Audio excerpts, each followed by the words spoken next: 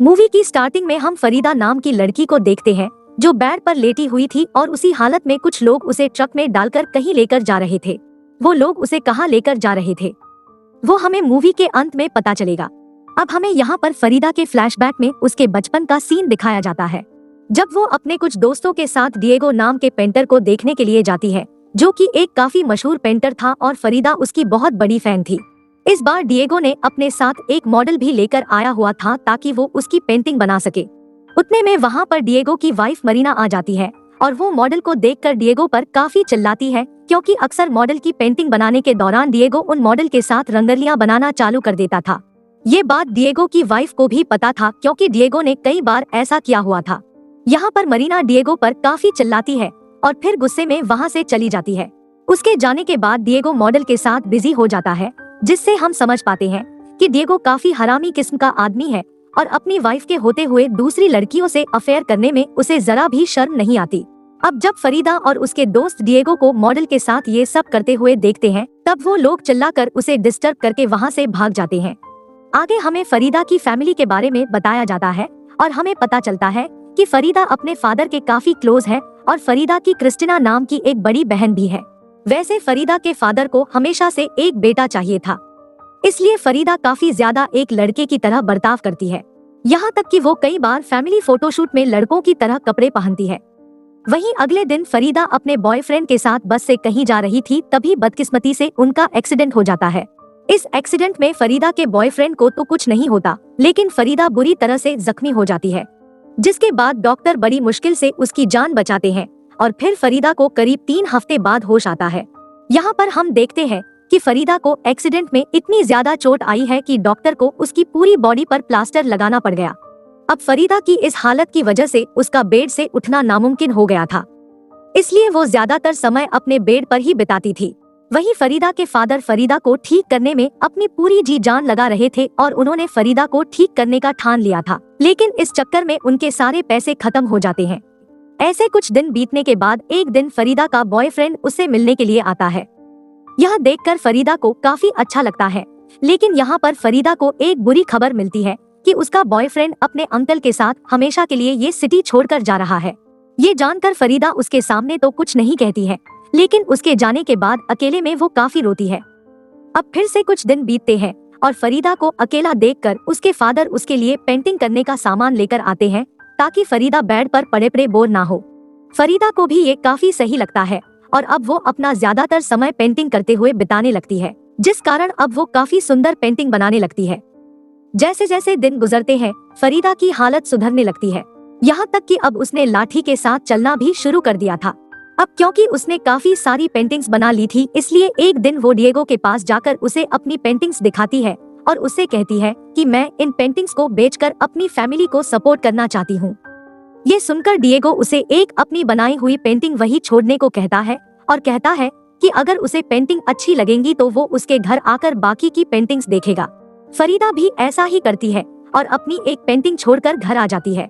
फिर जब डिएगो फरीदा की बनाई हुई पेंटिंग देखता है तो वो अपने आप को रोक नहीं पाता और फरीदा के घर आकर बाकी की पेंटिंग्स देखता है, जो उसे काफी ज्यादा पसंद आती है और उसे पता चलता है कि फरीदा के अंदर काफी टैलेंट है। लेकिन फरीदा को सिर्फ अपनी पेंटिंग से पैसे कमाने थे ताकि वो अपनी फैमिली को सपोर्ट कर सके। इसके बाद डिएगो फरीदा को एक पार्टी में लेकर जाता है, जहाँ पर काफी सारे आर्टिस्ट आए हुए थे। वहाँ पर फरीदा की मुलाकात डिएगो की एक्स वाइफ मरीना से होती है, जो कि फरीदा को बताती है कि डिएगो लड़कियों को हफ्सी नजरों से देखता है। अगले सीन में हम फरीदा को डिएगो के साथ काम करते हुए देखते हैं और यहाँ हमें पता चलता है कि डिएगो एक कम्युनिस्ट पार्टी के लिए काम करता है और उनके लिए ही पेंटिंग्स बनाया करता है। अब फरीदा को भी काफी अच्छा लग रहा था, क्योंकि वो भी डिएगो के साथ काम करने लगी थी। ऐसे ही एक दिन डिएगो फरीदा को अपने स्टूडियो लेकर जाता है, लेकिन अंदर जाने से पहले फरीदा क्लियर करती है कि वो अंदर जाकर उसके साथ शारीरिक संबंध नहीं बनाएगी और इस पर डिएगो भी एग्री होता है। मगर अंदर जाने पर दोनों अपने आप को रोक नहीं पाते और वही गपागप करने लगते हैं। डिएगो अच्छे से फरीदा की केनी छेनी बना देता है और यहीं से उनका अफेयर चालू हो जाता है।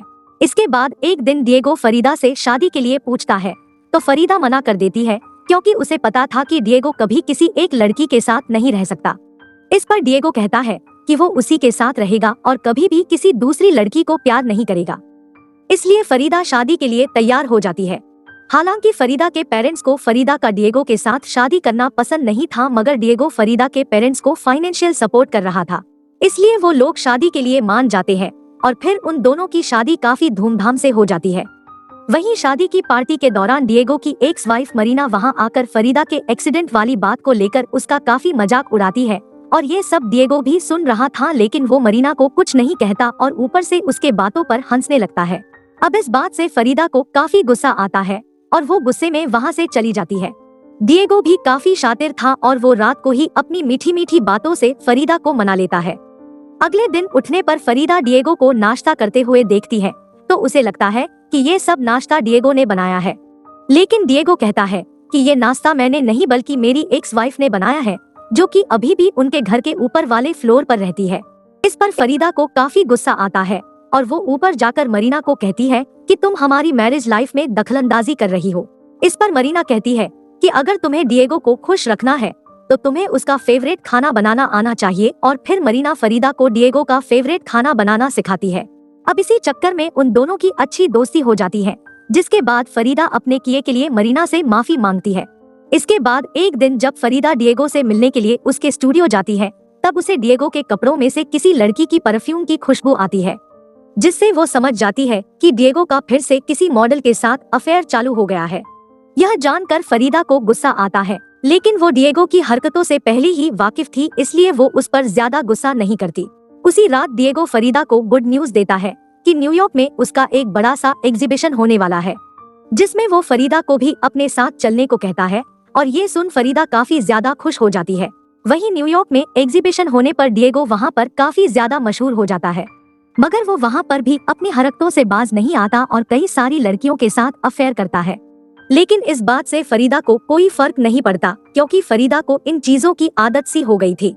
एक रात फरीदा डिएगो को बताती है कि वो प्रेग्नेंट है और वो इस बच्चे को रखना चाहती है, लेकिन डिएगो उसे ऐसा करने से मना कर देता है, क्योंकि एक्सीडेंट के कारण फरीदा की हालत अभी भी इतनी ठीक नहीं थी कि वो एक बच्चे को जन्म दे सके।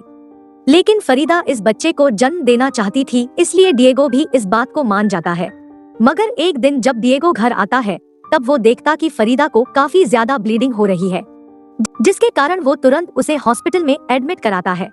लेकिन किसी प्रॉब्लम की वजह से फरीदा का बच्चा उसके पेट में ही मर जाता है।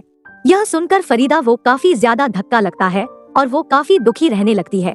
कुछ दिन बाद उसे पता चलता है कि उसकी मॉम काफी बीमार है, इसलिए फरीदा उन्हें देखने के लिए जाती है। वहाँ पर उसकी मुलाकात अपनी बड़ी बहन क्रिस्टिन से होती है, जिसने अपने पति को छोड़ दिया था क्योंकि वो उसे काफी ज्यादा मारा करता था। अब इसके कुछ ही दिनों के बाद फरीदा की माँ गुजर जाती है। वहीं दूसरी तरफ डिएगो को जो पेंटिंग बनाने का ऑर्डर मिला था वो भी कैंसिल हो जाता है, क्योंकि डिएगो ने दीवार पर कुछ ऐसे लोगों की पेंटिंग बनाई थी जो ऑर्डर देने वाले को पसंद नहीं आती। इसलिए वो लोग डिएगो को पेमेंट देकर उस दीवार को ही तोड़ देते हैं।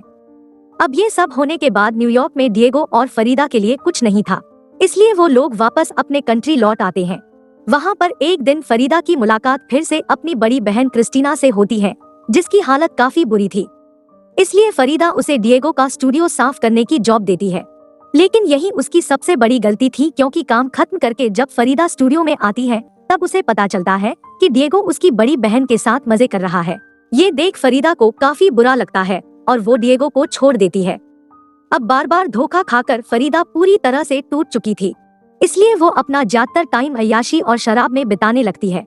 ऐसे ही कुछ महीने बीत जाते हैं और एक दिन डिएगो फरीदा से टोस्ट्री नाम के आदमी को अपने घर पर रखने को कहता है। वो ये भी बताता है कि टोस्ट्री कम्युनिस्ट पार्टी का एक बहुत बड़ा लीडर है और गवर्नमेंट उसे मारना चाहती है। अब ये सब सुनने के बाद फरीदा टोस्ट्री को अपने घर पर रखने के लिए मान जाती है। फिर टोस्ट्री जब फरीदा के घर आता है तब वो फरीदा की पेंटिंग देखता है और उसे वो पेंटिंग काफी ज्यादा पसंद आती है, जिसके कारण उन दोनों के बीच नजदीकियां काफी ज्यादा बढ़ने लगती है और ना चाहते हुए भी उनका अफेयर शुरू हो जाता है। लेकिन कुछ ही दिनों के बाद टोस्ट्री की वाइफ को इसके बारे में पता चल जाता है। मामला ज्यादा ना बढ़ जाए इसलिए टोस्ट्री फरीदा के घर से चला जाता है। टोस्ट्री के जाने के बाद फरीदा फिर से अकेली हो जाती है और फिर वो अपने और टोस्ट्री के अफेयर के बारे में डिएगो को बता देती है, और फिर ये जानकर डिएगो को काफी ज्यादा बुरा लगता है और वो उस पर काफी गुस्सा करता है। ये देखकर फरीदा कहती है कि तुम भी अक्सर अपनी मॉडल के साथ अफेयर करते हो, तब मुझे भी ऐसा ही महसूस होता है। ये सुनकर डिएगो को भी लगता है कि फरीदा सही बोल रही है, इसलिए वो कुछ नहीं बोल पाता।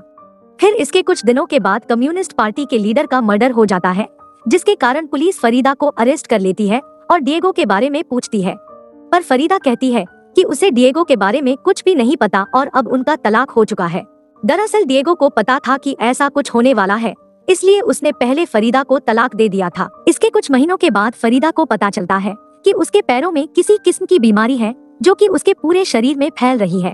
यानी कि जिस बीमारी से वो सालों पहले बच गई थी, उसने अभी तक उसका पीछा नहीं छोड़ा था। अब इस बीमारी के कारण फरीदा की हालत काफी ज्यादा खराब हो जाती है, यहाँ तक कि अब वो अपने पैरों से चल तक नहीं पा रही थी और दिन ब दिन उसकी हालत और भी ज्यादा बिगड़ रही थी।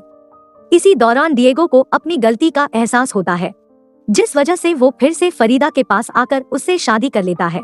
फरीदा की हालत इतनी ज्यादा खराब हो जाती है कि वो बेड से उठ तक नहीं पा रही थी, क्योंकि उसकी हड्डियां काफी ज्यादा कमजोर हो चुकी थी। इसी हालत में फरीदा ने अब तक जितने भी पेंटिंग्स बनाए थे उसका एग्जीबिशन होने वाला था, यानी कि अब पूरी दुनिया को फरीदा की कलाकारी के बारे में पता चलने वाला था। फिर जब एग्जीबिशन का दिन आता है, तब फरीदा कहती है कि उसे अपने होने वाले एग्जीबिशन में जाना है, लेकिन डॉक्टर उसे ऐसा करने से साफ मना कर देते हैं, क्योंकि इससे फरीदा की हालत और भी ज्यादा खराब हो सकती थी। इसलिए उसकी जगह पर डिएगो एग्जीबिशन में जाता है और लोगों को फरीदा के बारे में बताता है। लेकिन फरीदा भी कम नहीं थी और वो पूरा इंतजाम करके अपने एग्जीबिशन जाने के लिए निकलती है, और ये चीज हमने मूवी के स्टार्टिंग में देखा था।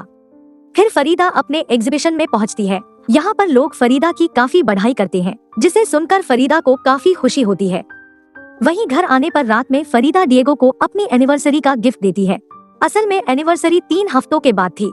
फरीदा को पता था कि वह पहले ही मर जाएगी, इसलिए उसने आज ही डिएगो को गिफ्ट दे दिया था और यहीं पर मूवी खत्म हो जाती है।